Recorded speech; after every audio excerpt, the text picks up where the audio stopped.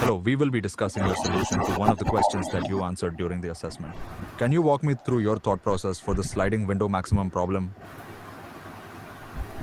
So what I tried basically here is for the current index, I treated it as a DQ, like a double-ended queue.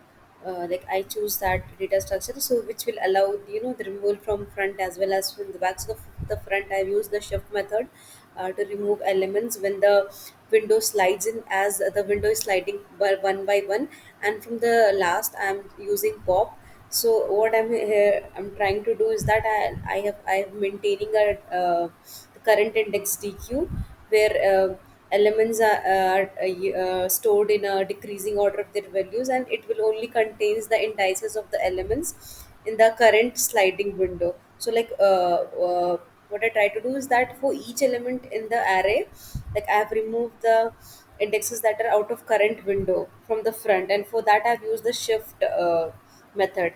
And I have removed the elements from the back using the pop method. Like if the current element is greater than the element, uh, you can say represented by the DQ's back index, and I've added that current elements index to that current index DQ array.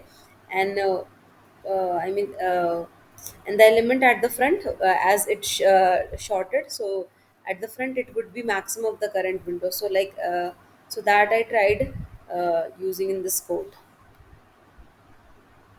Got it. So, you mentioned using a decay to maintain the indices in decreasing order. Can you explain why you chose to store indices instead of the actual values? What advantages does that give you? uh, I tried to choose the indices instead of values because in the current window, so like it's the one thing that remains, I mean constant, is the indices. For example, we have a value, like we can have different value in different indices, but that particular indices will tell that like we'll have I think proper setting there. That makes sense. So, by using indices, you can efficiently track which elements are in the current window. But what happens if the maximum value in the window gets removed? How does your approach handle that situation? uh, I mean, as I am shorting from in the descending order. So like what I'm trying to achieve is that I'm keeping the maximum in the front, and I'm just putting that maximum in the result array. So I think that's how that handles that scenario. It doesn't get removed. I see. So, as long as the maximum is at the front, it will always be included in the result. But what if the maximum value is at the back of the decay? How does your logic ensure that the correct maximum is always returned? I mean, for that I'm ensuring shorting, right? So I think that will do that. Got it. So, by maintaining the order in the decay, you ensure that the maximum is always at the front. But what if there are duplicate maximum values in the window? How does your approach handle that?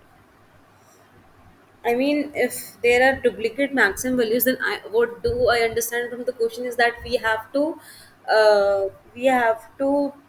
return the maximum. So it doesn't matter which maximum we are choosing, as long as it's the maximum of all of the elements. It's fine. That's what the question is asking. That's what I understood. That's a good point. As long as you return one of the maximum values, it meets the requirement. Now, can you tell me about the time complexity of your solution? How efficient is it? Uh, so in my solution, I think we are iterating through the array once, and the each element is added and removed from that current index DQ that I'm maintaining at most once. So I think that would be big of n, giving n would be the length of the nums array. Exactly. So, your approach runs in O(n) time, which is efficient for this problem. Great job. Just one last question. If you had to optimize your solution further, what would you consider? For more optimization, I have to think like just a minute. I'm just thinking like how would I optimize it, as I've already using DQ. So I think using DQ with optimization, like I can like avoid unnecessary checks. Like when iterating over the elements, we can use some, like I can avoid some redundant checks. I can optimize for small value of k. I mean that's coming in my mind. That's a thoughtful approach. Optimizing for smaller values of k could definitely help reduce unnecessary checks. Thanks for sharing your insights. If you have any final thoughts or questions, feel free to share. That's good from my side.